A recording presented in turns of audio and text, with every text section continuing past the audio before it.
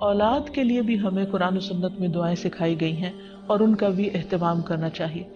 اور انسان اپنی زندگی کا بہترین سرمایہ اپنی اولاد پر خرچ کرتا ہے اور اپنے بعد بھی ان کے لیے ہر طرح کی راحتیں اور نعمتیں چھوڑ کر جانا چاہتا ہے. لیکن اگر اولاد نیک ہو تو وہ والدین کے لیے صدقہ جاریہ بھی بنتی ہے اور والدین کے خون پسینے کی کمائی کو ان کی زندگی میں اور ان کی زندگی کے بعد بہترین جگہوں پر استعمال کرتی.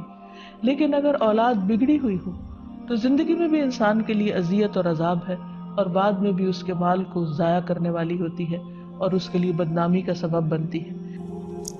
پھر اسی طرح یہ ہے کہ اگر کسی کی اولاد نہ ہو تو اس کے لیے بھی دعا سکھائی گئی ہے اور وہ دعا ابراہیم علیہ السلام کی دعا ہے جس میں وہ کہتے ہیں رب ہب لی من الصالحین، اے میرے رب مجھے نیک اولاد عطا فرما، صالح لوگوں میں سے عطا فرما. فبشرناہ بغلام حلیم، تو ہم نے اسے ایک بردبار بیٹے کی بشارت دی. یعنی اللہ سبحانہ وتعالیٰ نے ان کی دعا سن لی اور یہ دعا بہت عرصے کے بعد سنی گئی تھی لیکن بہرحال سن لی گئی. ابراہیم علیہ السلام اللہ کے دوست تھے اور مستجاب الدعوات تھے، ان کی دعائیں قبول ہوتی تھی. یہاں یہ بات بھی پتہ چلتی ہے کہ دعا کی قبولیت کا مطلب یہ نہیں کہ جس وقت انسان منہ سے کوئی بات نکالے اسی وقت پوری ہو جائے. اس کی پورے ہونے میں بعض اوقات کئی سال گزر سکتے ہیں، جیسے ہم دیکھتے ہیں یوسف علیہ السلام کے واقعے میں، ابراہیم علیہ السلام اور دیگر پیغمبروں کے سلسلے میں. اور پھر ہم اس بارے میں یہ بھی دیکھتے ہیں کہ جس طرح ابراہیم علیہ السلام کی دعائیں قبول ہوئی تو انہوں نے اپنے رب کا اس پر شکر بھی ادا کیا اور فرمایا الحمد للہ الذی وہب لی علی الکبر اسماعیل و اسحاق ان ربی لسمیع الدعاء، کہ اللہ کا شکر ہے جس نے مجھے بڑھاپے میں اسماعیل اور اسحاق جیسی اولاد دی، بلا شبہ میرا پروردگار دعائیں سننے والا ہے.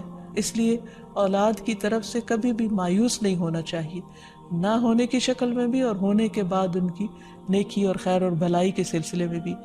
اور اس میں ہم دیکھتے ہیں کہ زکریا علیہ السلام کی بھی اولاد نہیں تھی تو وہ بھی بڑھاپے تک مایوس نہیں ہوئے اور دعا مانگتے رہے. اور اس سلسلے میں آتا ہے کہ وہ جب دعا مانگتے تو کہتے رب ہب لی من لدنک ذریۃ طیبہ انک سمیع الدعاء، کہ اے میرے پروردگار مجھے اپنے پاس سے نیک اور پاکیزہ سیرت اولاد عطا فرما، تو ہی دعا کا سننے والا ہے. یعنی پیغمبر ہمیشہ صرف اولاد کی دعا نہیں کرتے بلکہ نیک اولاد کی دعا کرتے ہیں. نبی صلی اللہ علیہ وسلم حضرت حسن اور حسین کو اپنے پھول کہا کرتے تھے کہ یہ دونوں میری دنیا کے پھول ہیں. ایک اور حدیث سے ہمیں پتہ چلتا ہے کہ اولاد انسان کی بہترین کمائی ہے. فرمایا ان اولادکم من اطیب کسبکم، تمہاری اولاد تمہاری سب سے بہترین کمائی ہے، بس اپنی اولاد کی کمائی میں سے کھاؤ، یعنی وہ انسان کے لیے حلال ہے، جائز ہے. پھر اسی طرح بیٹیاں جو ہیں ان کی تعلیم و تربیت اور ان کی پرورش بھی ایک بہت خیر و بھلائی اور جنت کمانے کا ذریعہ ہے. لیکن اس کے ساتھ ساتھ یہ بھی یاد رکھنا چاہیے کہ اولاد ایک رسپانسبلٹی بھی ہے، ان کے بارے میں سوال بھی کیا جائے گا.